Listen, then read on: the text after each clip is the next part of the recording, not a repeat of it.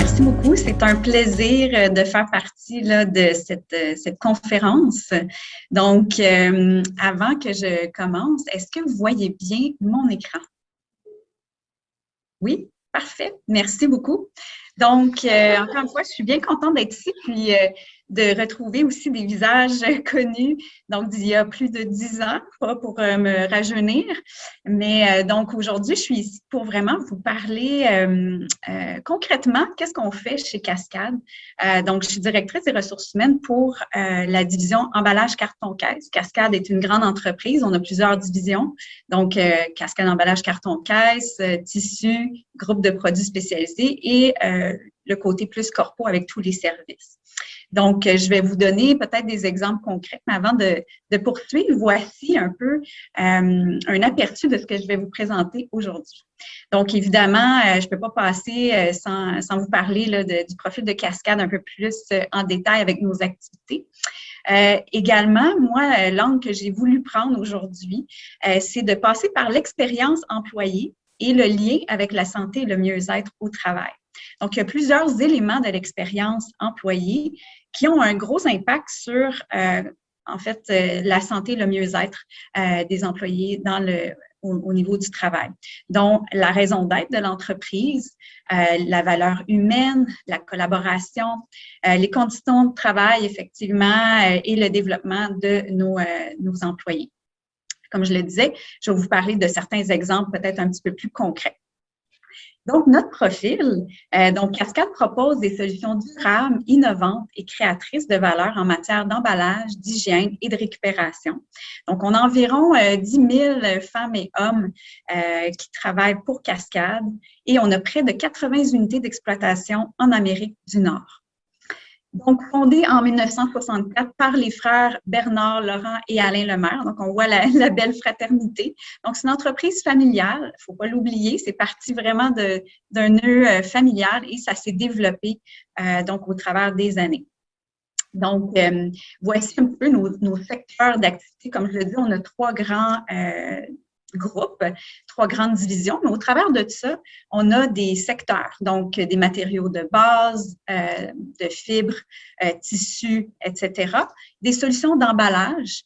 Donc, quand vous voyez à l'épicerie des barquettes de fruits compostables, etc., ça fait partie des produits que Cascade offre à sa clientèle.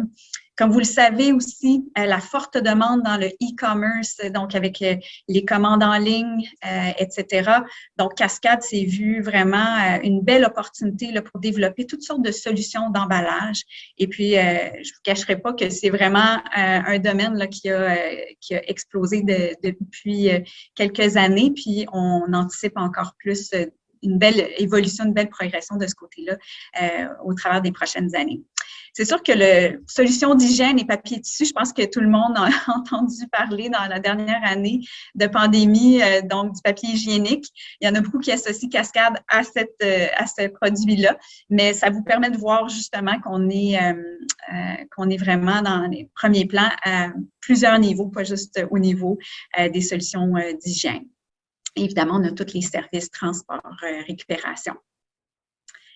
Donc, comme je le disais, mon angle aujourd'hui, c'est vraiment de faire le lien entre l'expérience employée puis la santé et le mieux-être. Donc, quels sont les facteurs de l'expérience employée qui peuvent influencer positivement la santé et le mieux-être au travail? Donc, j'ai repris un modèle du dernier de la publication RH, la revue RH de l'Ordre des conseillers en ressources humaines. Je me disais, ça, c'est quand même intéressant de trouver un lien par rapport à certaines dimensions fondamentales. Je les passe rapidement, mais au travers justement de mes exemples, on va venir faire le lien avec ces dimensions-là. Donc, la raison d'être de l'organisation, c'est important ça aussi dans l'expérience employée.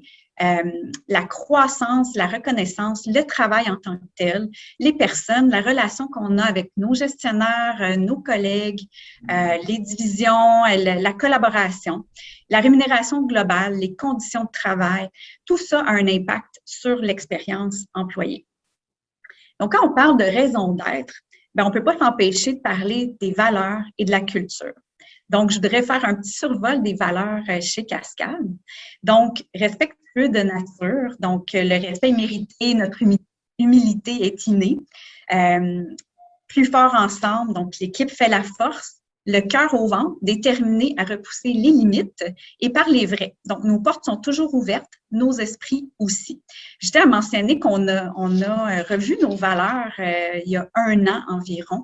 On en avait plusieurs et là, on les a regroupées. Donc, ce n'est pas des nouvelles valeurs, mais on les a mis sous forme de tagline. Donc, en une phrase, ça venait des fois regrouper plusieurs valeurs, comme respectueux de nature. L'environnement pour nous est super important, mais on associe aussi le respect. Donc, on a créé un petit peu là, ces taglines-là pour faire un nouveau souffle à nos valeurs. Et puis, pour faire vivre les valeurs au sein de l'organisation, c'est sûr qu'on a différentes initiatives. Puis justement, dans le cadre de la refonte de nos valeurs, on a proposé plusieurs activités pour justement s'assurer que c'est des valeurs qui sont véhiculées au quotidien. C'est pas juste quelque chose qu'on affiche sur le site de Cascade, puis ça y est. C'est vraiment quelque chose qu'on vit au quotidien. Puis on a voulu tourner ça un peu en termes d'activité pour le lancement des nouveaux, la nouvelle image de marque, si je peux dire. Donc, on a créé le détecteur des valeurs. Donc, ça nous permettait de demander aux employés, donnez-nous trois vérités puis un mensonge en lien avec les valeurs. Puis, il fallait qu'on devine, OK, c'est quoi qui était le mensonge. Puis, au travers de tout ça, les employés devaient donner des exemples tirés de leur expérience de travail chez Cascade. Donc, c'était vraiment un moyen de faire vivre nos valeurs. C'est bien entendu aussi, on a un prix source. Donc, à chaque année, on peut soumettre des candidatures des employés qui ont véhiculé de manière exemplaire nos valeurs au sein de Cascade. Et il y a vraiment, donc au sein de Cascade, donc par division, puis ensuite à Cascade, on souligne vraiment là, les employés qui reflètent ces valeurs-là. Donc, tout ça vient renforcer un peu les valeurs qui sont ancrées chez Cascade. Et maintenant, si j'aborde le côté culture, la culture, comment on la définit? Je voulais vous donner des exemples du quotidien, comment on véhicule notre culture là, chez Cascade.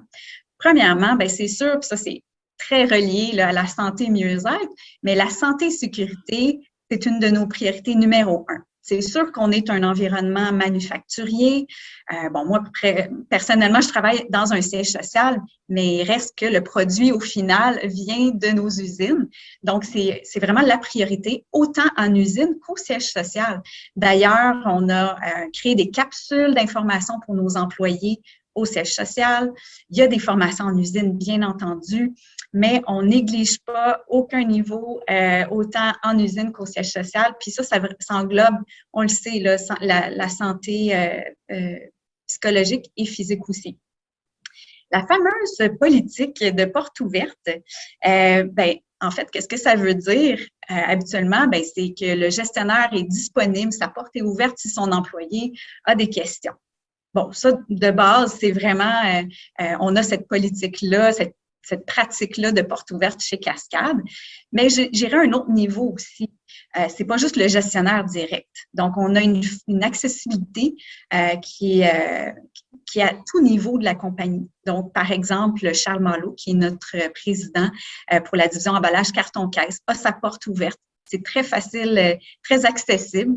On a, oui, c'est sûr qu'il y a une hiérarchie. Hein, on a des directeurs, des VP, présidents, mais on a d'ailleurs fait une revue aussi de la structure pour s'assurer qu'il n'y ait pas tant de niveaux pour que justement l'accès à l'information se fasse de manière efficace, puis la collaboration se fasse de manière efficace. Donc, on ne sent pas cette lourdeur-là. C'est vraiment l'accessibilité, la collaboration. Également, l'autonomie. L'autonomie fait partie intégrante de notre culture. On le fait vivre vraiment au quotidien. Moi, je pense que c'est vraiment de donner la latitude, puis c'est un levier à la performance en entreprise. Donc, c'est vraiment, ça donne aussi le droit à l'erreur. On ne peut pas dire, on vous rend autonome, on a confiance en vous, sans donner un peu le droit à l'erreur. Donc, ça amène aussi le côté bienveillance. Ça touche tout ce qui est santé psychologique aussi, le fait de ne pas avoir la pression, le fait de pouvoir évoluer et d'avoir le droit à l'erreur et de se développer. Donc, ça aussi, ça met un climat qui est sain, puis axé sur le développement, puis la confiance. Puis on le sait, hein, la confiance amène la confiance. Puis le côté empathie aussi. Donc, en contexte de changement, dans la dernière année, on l'a vécu.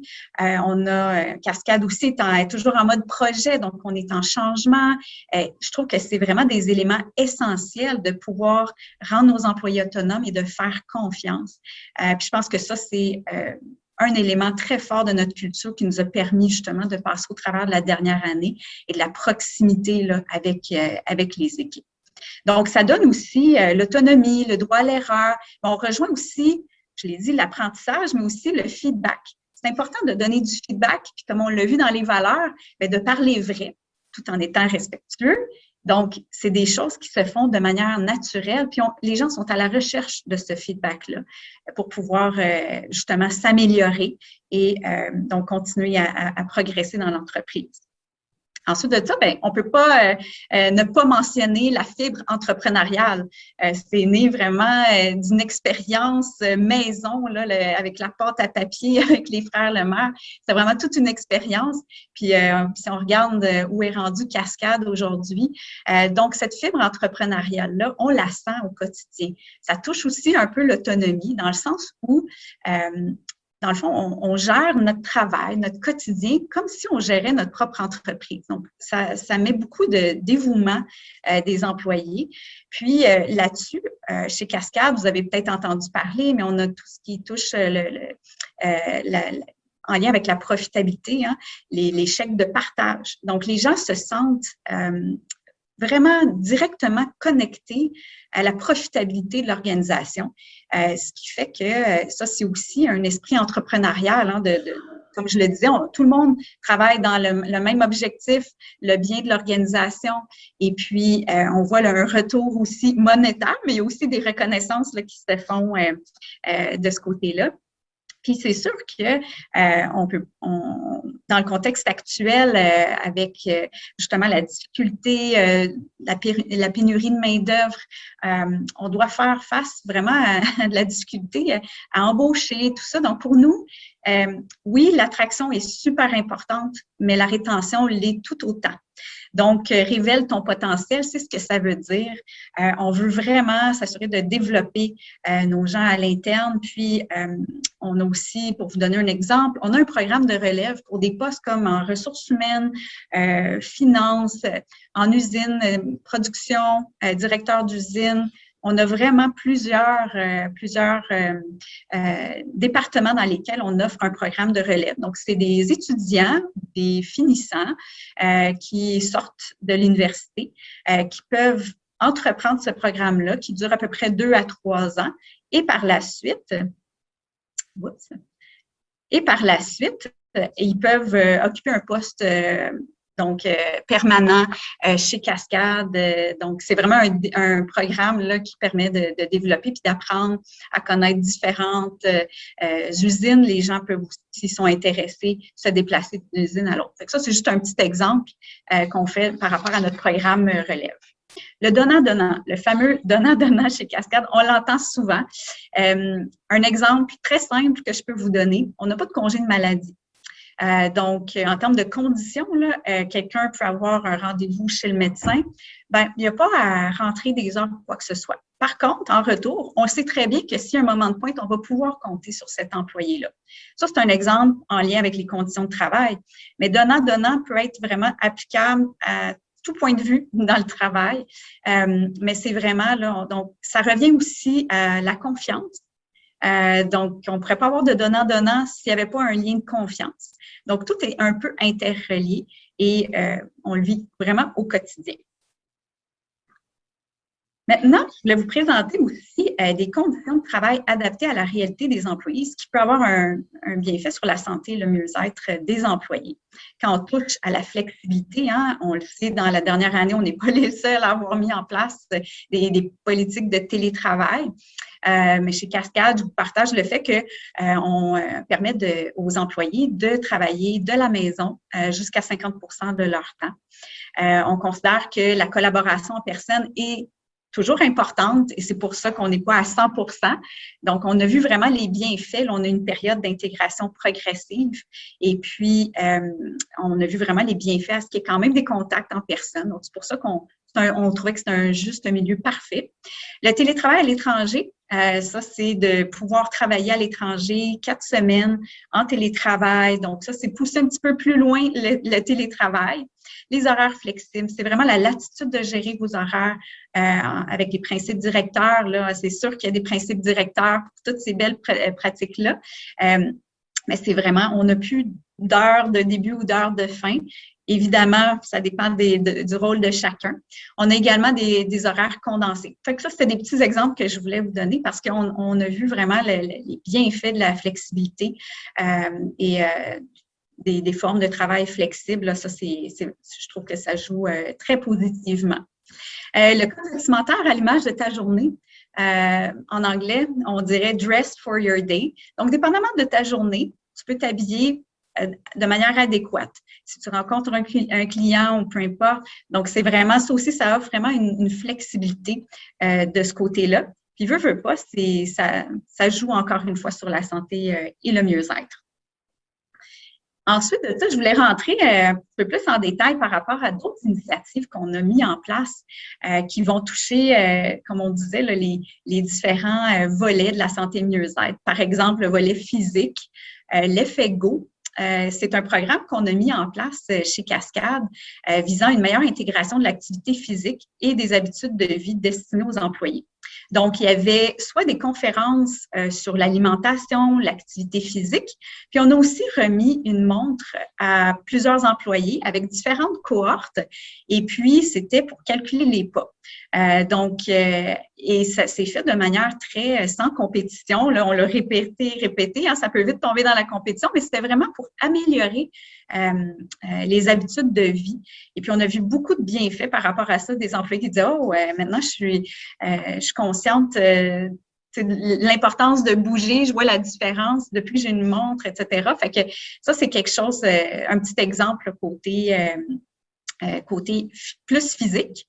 Ensuite de ça, dans les différentes unités, dans différentes usines, on a mis des projets d'amélioration des espaces de vie en application. Donc, on a envoyé des sondages aux employés pour déterminer qu'est-ce qui devait être amélioré. Donc, on leur a vraiment passé le micro en leur demandant qu'est-ce qui pourrait améliorer votre environnement de travail, votre mieux-être au travail. Puis, il y a eu vraiment des montants qui ont été libérés justement pour améliorer ces environnements de travail-là. Donc, ça, c'est un autre petit exemple.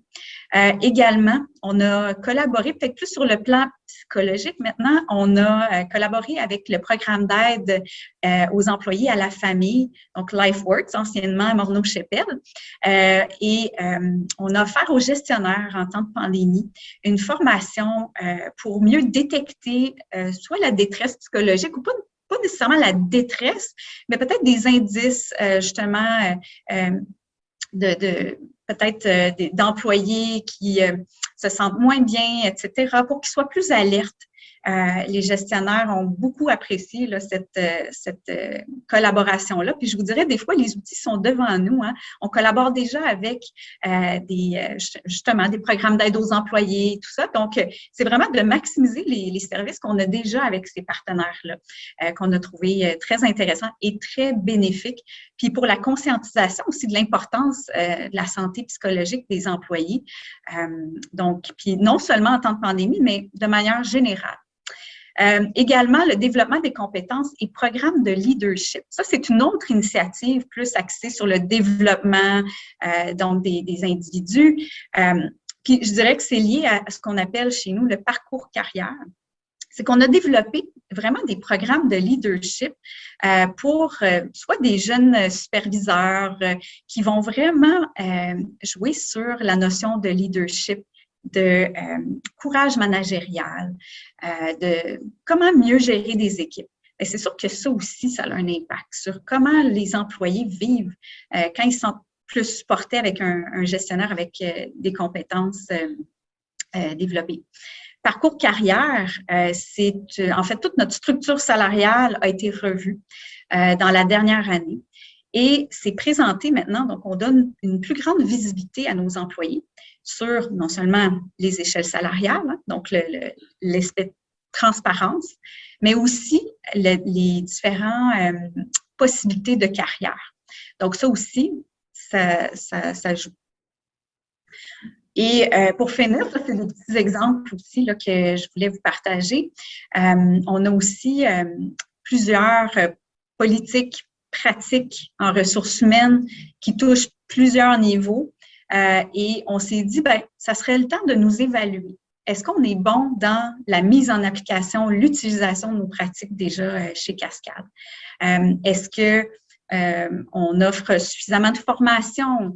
Est-ce que, donc, ça, c'est des choses aussi, on a sondé tous les RH dans toutes nos unités, se sont évalués sur tous les programmes qu'on offrait. C'est quand même une liste exhaustive pour pouvoir s'améliorer et offrir une meilleure expérience employée en ce sens-là. Également, chez Cascade, on a des initiations, un peu comme à l'université.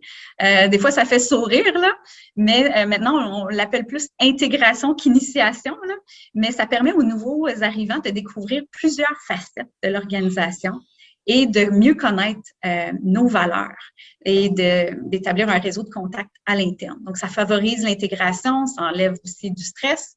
Et puis aussi, ben, on a évalué la proposition de valeur aux employés. C'est quoi ça? C'est vraiment comme entreprise, comment on se positionne, comment on se distingue sur le marché. Et encore une fois, c'est super important en contexte de pénurie de main-d'œuvre. Donc, c'est encore une fois une question de s'améliorer puis améliorer notre expérience employée. Et puis, peut-être pour finir, un autre exemple, c'est on est à revoir, c'est un projet qui est en cours en primeur. On révise nos avantages sociaux pour s'adapter au marché actuel puis standardiser au niveau de tous nos employés. Donc, encore une fois, la sécurité financière, la rémunération globale a un gros impact à jouer dans l'expérience employée et la santé et le mieux-être. Donc, en résumé, quels sont les facteurs de l'expérience employée qui influencent positivement la santé et le mieux-être au travail? Bien, comme on l'a vu, la raison d'être, comment on fait vivre nos valeurs et notre culture au sein de l'organisation. La valeur humaine, hein, je ne sais pas si vous l'avez senti, mais elle est très présente chez Cascade. Puis ça a un gros aspect, joue un gros rôle, c'est-à-dire dans la santé et le mieux-être. Et les avantages sociaux. Évidemment, toute la flexibilité qu'on peut offrir aux employés. Je vous ai donné quelques exemples qu'on met en application chez Cascade. Et évidemment, le développement, le feedback, la reconnaissance. Donc, ça, c'est vraiment super important. Puis tout ça amène à un niveau d'engagement de nos employés. C'est important de sonder nos employés en termes d'engagement, ce qu'on fait, nous, à chaque 2 ans. Donc, d'ailleurs, pour finir sur la notion d'engagement, dans la période de réintégration au bureau en mode semi-présentiel, en mode hybride, on a fait plusieurs activités un peu à chaque semaine pour justement encourager les gens à venir au travail.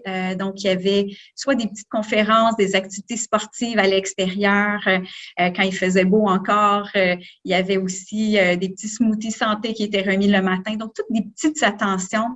Toutes ces petites attentions-là comptent au niveau de l'engagement, de la santé mieux-être de nos employés. Fait que je suis fière aujourd'hui d'avoir pu vous partager quelques initiatives qu'on a mis en place chez Cascade.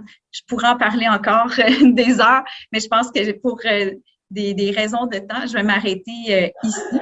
Mais donc, merci beaucoup là, de m'avoir permis de vous présenter et de vous avoir partagé certaines initiatives avec vous aujourd'hui.